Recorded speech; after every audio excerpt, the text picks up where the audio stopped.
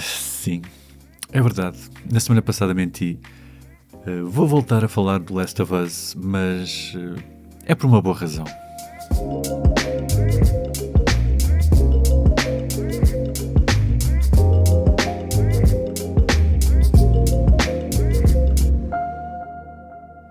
Sejam então muito bem-vindos ao 5º episódio do podcast Filmes, Filmes, Filmes.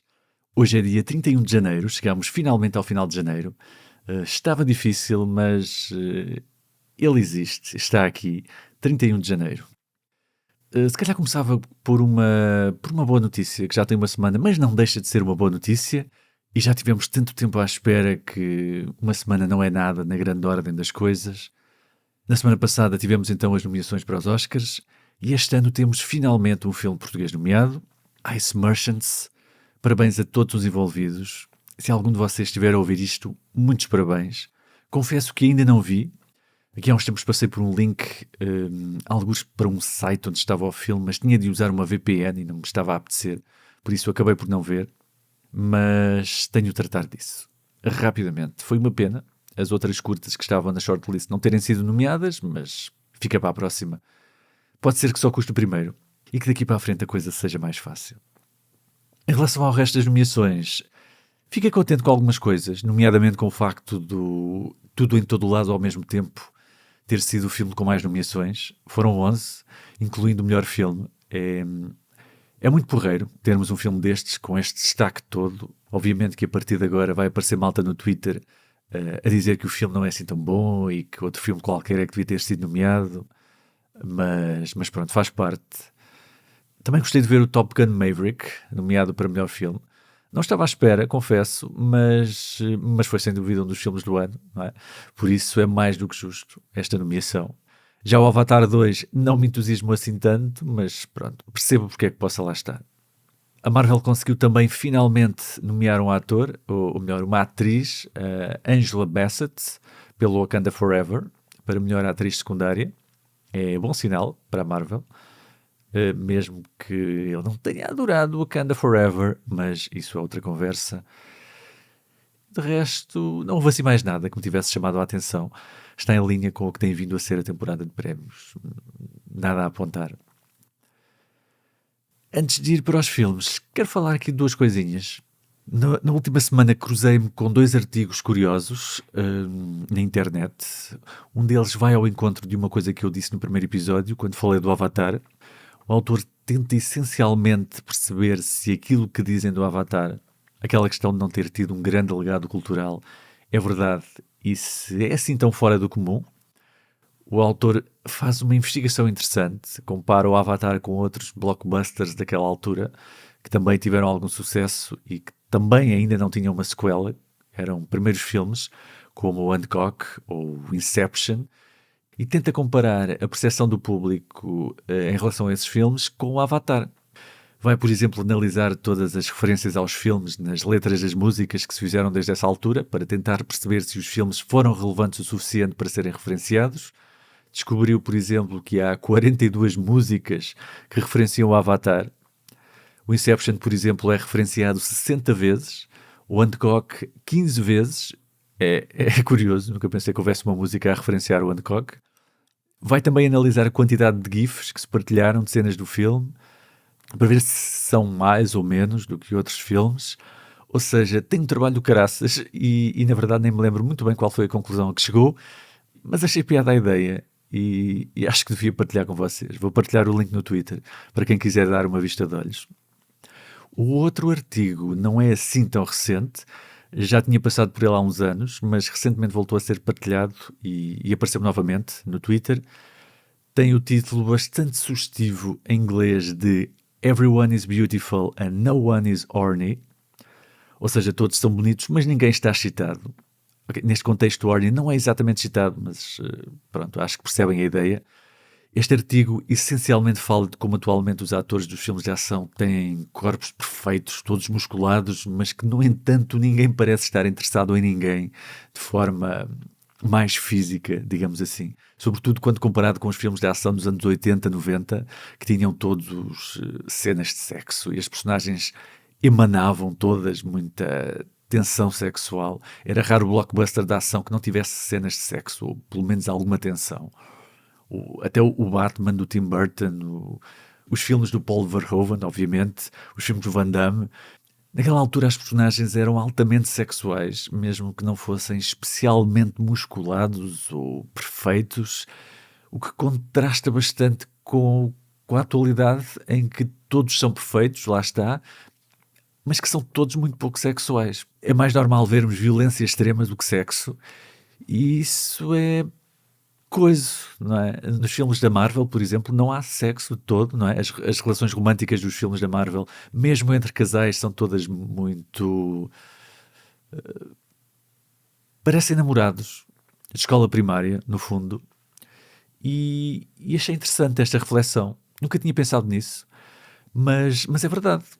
O que também pode ser um pouco perigoso, porque deixando de haver esta referência mainstream, o sexo pode tornar-se exclusivo dos filmes porno, e isso pode ser problemático no sentido de dar a ilusão de que o sexo é suposto ser assim e é apenas aquilo. Não sei. O que acham? Achei uma reflexão interessante. Bom, mas indo agora para aquilo que andei a ver esta semana.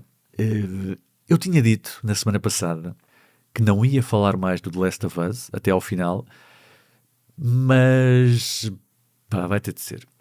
Acabei de ver o terceiro episódio e preciso falar sobre ele. É demasiado bom para não o fazer. Em primeiro porque é um episódio antológico, ou seja, um episódio que conta uma história completa, com princípio, meio e fim, e eu sou um grande fã destes episódios. Estava à espera que esta série tivesse um, mas não estava à espera que fosse este, nem que fosse tão no início, o que, assumindo que vai ter pelo menos mais um, que é aquele que irá explicar como a Ellie foi mordida e que quem jogou o jogo sabe qual é, leva-me a questionar se não existirão mais e se isso não é uma forma de dar um outro sentido ao título da série. The Last of Us, Os Últimos de Nós, poderia perfeitamente ser o título de uma série antológica onde se conta uma história diferente todas as semanas. Não é? Podia. Sobre as diferentes facetas da condição humana. Mas pronto, provavelmente foi mais uma forma que encontraram para brincar com as nossas expectativas e este episódio está cheio delas. Se calhar, se ainda não viram, o melhor é saltarem para o próximo tema, porque posso acabar por dizer coisas que vos podem estragar a experiência e não quero. Não quero que isso aconteça, por isso vou contar até 5 e depois vou falar mais ou menos à vontade. Ora, 1, 2, 3, 4, 5. Se ainda estão aí, então assumo que já tenham visto. Estava a falar da forma como a série brinca com as nossas expectativas. A coisa começa logo no início. Quer dizer, não é bem no início, mas começa logo com a vala comum e aquele flashback a partir das peças de roupa. Pensamos que vão fazer uma espécie de lista de Schindler ao contrário e contar uma tragédia monumental sobre o pior da humanidade e acaba por ser exatamente o contrário. Acaba por contar uma história que demonstra que, na verdade, o amor também está em todo o lado, não é só o pior da humanidade. O amor também encontra uma maneira de aparecer, como a vida no Jurassic Park. Life finds a way, aqui love finds a way, e pode surgir nos contextos mais adversos e atingir as pessoas mais inesperadas. Depois dão-nos também logo de início o Nick Offerman fazer aquela personagem que o definiu enquanto ator e que tem vindo a fazer a vida toda, que é o Ron Swanson do Parks and Recreations. Começa por ser essencialmente uma caricatura e eles sabem que nós sabemos isso. É precisamente isso que eles querem, deixar-nos confortáveis com aquela caricatura aparente para depois lhe darem outra dimensão completamente diferente e virar as nossas expectativas do avesso mais uma vez. Da mesma forma, os que jogaram o jogo e que acham que conhecem aquelas personagens acabam por perceber que aquela história que achavam que conheciam transforma-se noutra coisa totalmente diferente. É como se fosse um universo alternativo. Lembro-me que no jogo o Bill... Desculpem. Lembro-me que no jogo o Bill, a certa altura, diz que em tempos conheceu alguém e que cuidou de alguém e que isso só lhe trouxe problemas e que apegar-nos a alguém só faz com que sejamos mortos. Essa é a vibe do Bill do jogo. Este Bill talvez tivesse começado assim, mas no ponto em que o episódio acabou, a ideia que ficamos é exatamente a oposta, e isso é bom. Mais uma vez, são os autores da série a brincar com as nossas expectativas e a dar-nos motivos para continuarmos a ver. Se mudaram isto, podem ter mudado outras coisas, não é? Isso é interessante. É isto que eu procuro numa adaptação. E no final do episódio tivemos então aquela janela icónica, ou pelo menos uma referência àquela janela icónica do menu inicial do jogo, que reconhecemos imediatamente, quem jogou o jogo reconhece imediatamente, e que aqui ganha um novo sentido neste contexto. Eu sempre associei aquela janela à desolação, à destruição, ao final da humanidade. E aqui é o símbolo de um final feliz. É a prova de que também há finais felizes neste universo. Porque aquele é um final feliz, é o final feliz possível. Morrer depois de 20 anos juntos, nos seus próprios termos, não foi um infectado que os mordeu, não foi um salteador que os matou, tiveram uma vida plena em que viveram realmente, não se limitaram a sobreviver, foram felizes. Acho que é o melhor que pode acontecer a alguém naquele universo. E aquela janela representa isso, é uma janela aberta para a esperança. E isso é bonito. Isso é interessante. Foi um belo episódio. Se não é perfeito, está lá perto. Eu já não vou dizer que já não vou voltar a falar do Last of Us até ao final, porque se nos continuarem a dar episódios destes, obviamente que vou voltar a falar. Saindo agora da zona de spoilers e voltando ao que andei a ver, esta semana vi o Megan, aquele filme que tem um 3 no sítio do E, muito web 2.0. Não tinha grandes expectativas. Aliás, se bem se lembram, quando fiz aquele termómetro de antevisão dos filmes do ano, no primeiro episódio, dei-lhe um frio. Pensei que ia ser uma espécie de slasher. O conceito fazia-me lembrar, aliás, o remake do Chucky de 2019, que também era uma espécie de robô que deu para o torto. Mas este filme acabou por ser bastante mais contido e até elegante. Sobretudo tendo em conta que é uma comédia de terror e que se vende como uma comédia de terror. Este Megan é mais uma produção da Blumhouse, desta vez realizado pelo Gerard Johnstone, que até ao momento só tinha realizado um filme, o Housebound, em 2014, que nunca vi, mas já ouvi dizer coisas boas, e é produzido pelo James Wan. Na minha cabeça, a Blumhouse é assim uma espécie de anti-A24. A A24 faz filmes de terror, como é que é a expressão? Elevado. É isso, faz filmes de terror elevado, ou seja, aqueles filmes de terror artísticos que ganham prémios e tal, e a Blumhouse faz aquele tipo de filmes de terror para vermos com os amigos no sábado à noite. Apesar do Get Out ser da Blumhouse, atenção, e ter sido nomeado para um Oscar, a A24 é que é intelectual, não desfazendo a Blumhouse, que também faz coisas muito porreiras. Sobre este Megan, especificamente, temos então a história de uma tia que fica a cuidar da sobrinha, que fica órfã graças a um acidente de viação que lhe matou os pais. A tia é uma espécie de investigadora, cientista, não sei bem qual é a expressão, numa empresa que faz bonecos. Não tem grande jeito para cuidar de crianças, mas tem muito jeito para máquinas e acaba por criar uma boneca com inteligência artificial para cuidar da sobrinha. E pronto, a coisa vai correndo bem, até ao dia em que corre espetacularmente mal. E, já sabemos, a boneca fica uma psicopata. Acho que uma das coisas mais interessantes deste filme foi aquela sensação de ser estranhamente plausível. Aquilo que há uns anos era claramente ficção científica, não é? O facto de uma inteligência artificial começar a questionar a existência e tornar-se numa ameaça para a espécie humana é um dos maiores clichês da ficção científica. Nos últimos meses, com todo aquele buzz à volta da inteligência artificial, com o chat GPT e afins, hoje em dia não é assim tão estranho. Ao contrário do Chucky, pelo menos o Chucky clássico, que tinha uma origem sobrenatural, sinto que este Megan poderia perfeitamente acontecer. É bastante plausível, ou pelo menos plausível o suficiente para levantar algumas questões interessantes, nomeadamente sobre a forma como a inteligência artificial pode ou não substituir um educador, ou pode mesmo atuar como um educador, no fundo um pouco como aquilo que o Her disse sobre as relações entre adultos. Se isso pode acontecer com adultos, essa sensação de apego a uma máquina que simula a comunicação humana, quais são os efeitos que isso pode ter em alguém que está em idade formativa, não é?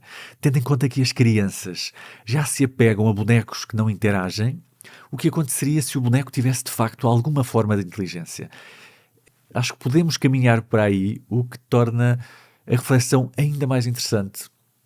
Ok, o filme não nos dá propriamente uma reflexão exaustiva, não é? Afinal de contas é um filme de terror da Blumhouse. Mas achei interessante e deixou-me a pensar no assunto. Sobretudo associado à ideia de morte e de contacto com a morte que o filme também aborda, nomeadamente os efeitos que o contacto precoce com a morte pode ter no desenvolvimento da personalidade de alguém, neste caso, tanto da criança como da própria Megan. Há uma cena em que a Megan descobre o que é a morte, que acho que funcionou bastante bem. E também gostei muito do design da Megan. Não faço ideia como é que foi feito. Não sei se é uma marioneta. Não sei se é alguém que está dentro de um fato, se é CGI. E também não fui tentar descobrir, porque para tentar manter o charme da coisa. É esquisita, é desconfortável, está claramente no Uncanny Valley e a forma como se consegue mexer e contorcer assim meio exorcista, como se estivesse possuída por um demónio, torna-a bastante única. Tem potencial para se tornar icónica e obviamente que aquela cena de dança fez milagres no TikTok. No final a coisa tornou-se um pouco óbvia e é essencialmente um Terminator barra Chucky barra todos os filmes em que há uma força imparável que tem de ser controlada, mas acho que mesmo assim resultou. Não sei se era uma homenagem ao género ou se não conseguiram mesmo fazer melhor, mas foi satisfatório. Foi uma boa surpresa este Megan. Aconselho. Outra coisa que eu comecei a ver esta semana foi a série portuguesa Prax, ou Prax, com 2x, não sei como é que se diz, acho que é Prax, que chegou há pouco tempo à Prime Video. A série já é do ano passado, mas até agora estava presa na Opto, aquela plataforma de streaming da SIC. Foi recentemente comprada pela Prime Video, ou pelo menos compraram os direitos de transmissão, não sei como é que isso funciona, mas a verdade é que está na Prime Video e a Prime Video eu tenho, por isso resolvi dar uma vista de olhos. Como devem saber, a série é inspirada naquilo que aconteceu no Meco há uns anos, aquela tragédia que envolveu os estudantes e uma praxe, alegadamente. E aqui a palavra-chave é mesmo inspirada, ou seja, eles não pretendem contar aquela história, é uma outra história com outras personagens totalmente ficcionada, tirando a parte da tragédia propriamente dita, e se nos conseguirmos abstrair do facto daquilo ter de facto acontecido a pessoas há relativamente pouco tempo e de existirem pessoas ainda a fazer o luto, que podem não receber esta história da melhor forma, é uma série bastante competente. Vai oscilando entre o passado e o presente. De um lado contam-nos aquilo que se passou naquela noite, vão revelando os acontecimentos pouco a pouco, ao mesmo tempo passa para os dias de hoje e vamos acompanhando a irmã de uma das pessoas que morreu, que está inconformada com aquela situação e começa a investigar por conta própria. Uma das coisas que eu mais gostei é que é uma série que tem uma excelente realização e uma excelente fotografia. Arriscava-me a dizer que tecnicamente é das produções nacionais mais cuidadas que vi nos últimos tempos.